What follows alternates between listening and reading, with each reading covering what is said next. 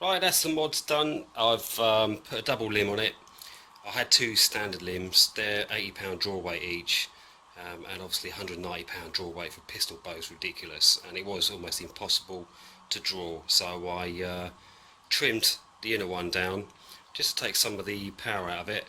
I tested it on fishing scales, and it's pulling about £40 draw weight with the original 80, so that makes 120, which is about the limit you can go with this pistol bow with the cocking mechanism and the trigger. I made an aluminium trigger and just have a bit more. Oh, so the safety still works. Just gets a bit more sort of robust than the plastic one. It's just a piece of 5mm sheet aluminium, engineering grade, and you can see from the picture that I just traced around it, cut it out, and filed it here and there. And the trigger works just by pushing the string up off the rails, and that's it. That's how it works. So it's a very simple design, and there's the lock. Like I say, it still works, and then there we go. So safety still works. I've put some O-rings on here. I'll tell you why in a minute. It's just a few of the tests I did with the wasp bolts. The string was going underneath them, so let's make sure that the string, when it comes up off the rail, it just engage with the back of the wasp bolts. I did opt for a red dot sight. It's only a cheap Chinese one. That was £8. It does the trick. Just there you go. So, and I've sighted it in indoors 5 metres. I'll do a test up to 15 metres outside, but yeah, it works. It's quite tactical and it works. Where I polished the rail as well when I'd sort of did the mods here, and the other video shows you why I had to mod it here and here for the wasp bolts. As I polished that rail, I thought I might as well just sort of take a bit of the paint off everywhere else. I haven't sort of polished it as such, but I just kind of given it a bit of a clean up there. I've kept the cocking arm black, but yeah, no, it looks okay, and it kind of matches the aluminium trigger as well. With the prod, it's just more rubber O-rings here. Just I'll try to see you can see, because I want to keep that gap there all the way through, so the limbs don't rub together too much, and like I said, the string sits nicely in there. When it's cocked, I'll show you that in a minute, it clears that limb, but I want the string to sit back into those little sort of knocks that I've made there. Yeah, so that's the mods I've done so far, and now it shoots 3 types of bolt. This type, the standard bolt, with just 2 vanes, 2 fletches, and this one as well, similar.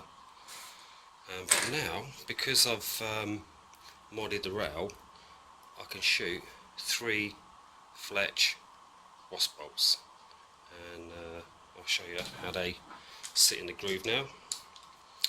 And like I say, the reason I put the rubber grommets on was just I wanted to hold it there, so the string was going to come up and hit the back of it, because like I say, a couple of times it went over the top, and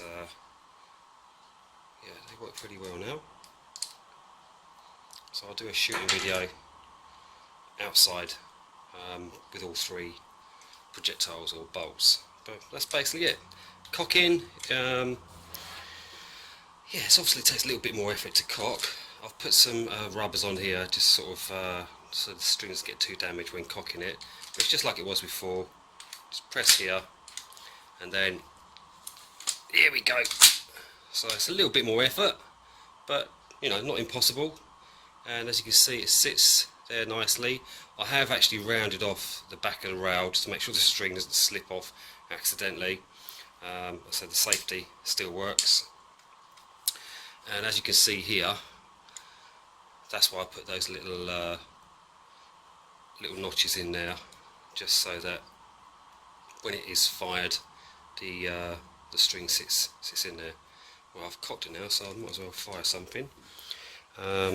Yeah, I'll stick a wasp bolt in there. So little wasp bolt sits there.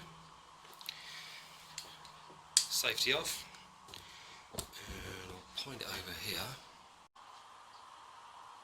I've just moved the camera so you can actually see me shooting it a bit better. Wow. That was the wasp bolt. Let's try the standard bolts.